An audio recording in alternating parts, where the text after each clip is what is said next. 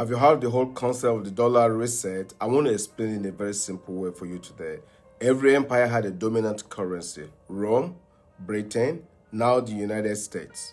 And every single one of them lost it. So the real question is not if the dollar changes, it's what happens to you when the dollar actually changes. That's the real question today. So I want to keep this very simple to follow. Money is just an agreement. It only works because people believe in it. The US dollar works because, number one, people trust it. Number two, countries use it to trade. Number three, oil is priced in it. Number four, the US economy is very powerful. And that's it. Now, here's the problem. When trust starts to weaken, the entire system starts to shift. You say, one of the things, that everybody needs to understand is we need to first remove all the noise. A reset does not mean the dollar disappears overnight. That's not a reset. Banks shut down instantly, no. Or society collapses overnight. So you wake up tomorrow, it's gone. That's not what it means. I cannot confirm any claim that a sudden overnight collapse is planned. There is no verified evidence for that. But what is real is this. A reset is a gradual shift in power and money system. Here's actually how, what's actually happening. Countries like China, Russia, and others are trading without the dollar. Central banks are buying gold at the highest levels in decades. New digital currencies, CBDCs, right, are being tested globally. The US debt continues to rise, over $30 trillion as publicly reported by the US Treasury. These are verifiable trends. These are not opinions at all. So this is not collapse. This is a transition. Now, let's talk about the part that people don't quite understand. Why do wars get connected to currency? Because what impacts the trade routes, energy supply, alliances, who controls resources. And here's a fact. Oil has been priced in US dollars since the 1970s, called the petrodollar system. That created very massive demand for the dollar globally.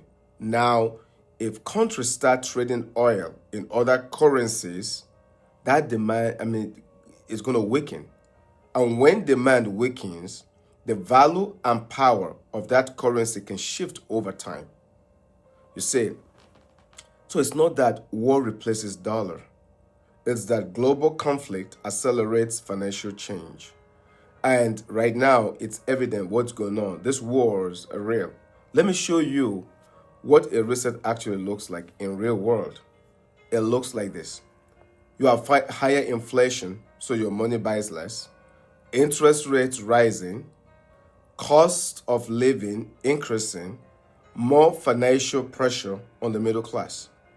You don't wake up one day and broke. You slowly feel it. I'm making money, but it's not enough anymore. That's normally how the transition goes. That's how a currency shifts that affects everyday people, not overnight chaos. It's just a slow pressure. The price of gas is this, is that, and before you know it, oh my God. The biggest problem is not the system. It's that most people are not structured for change. Most people only rely on income, keep money in one place, don't protect against inflation, don't understand how money actually works.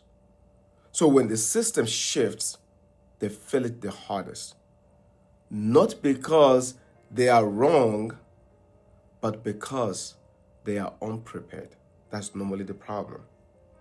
Okay, now let's talk solutions in a very simple way. If the system is changing, you don't panic. You position yourself. Here's how, you move. Number one, you protect your money. You need places where your money isn't losing value to inflation. You need to create stability, not just growth. Stability matters, especially in uncertain times. You need to build access. You want money you can use without penalties or market crashes hurting you. You want to think long term, wealth, which is built, on structure, not guessing. This is why the wealthy individuals, they don't just save money. I'm going to put money in the bank. No, they design systems, systems that protect, systems that grow, systems that provide income. That's the difference. So no, the world is not ending tomorrow, regardless what's going on. But yes, the financial system is evolving and it's changing really fast.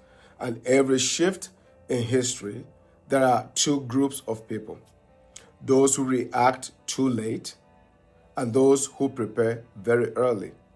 The question is, which one are you? Early or late? If you're serious about understanding how to structure your money for what's coming, just simply follow me, because I break this thing down in a very, very simple way. Again, this is Dr. Kehinde Thomas.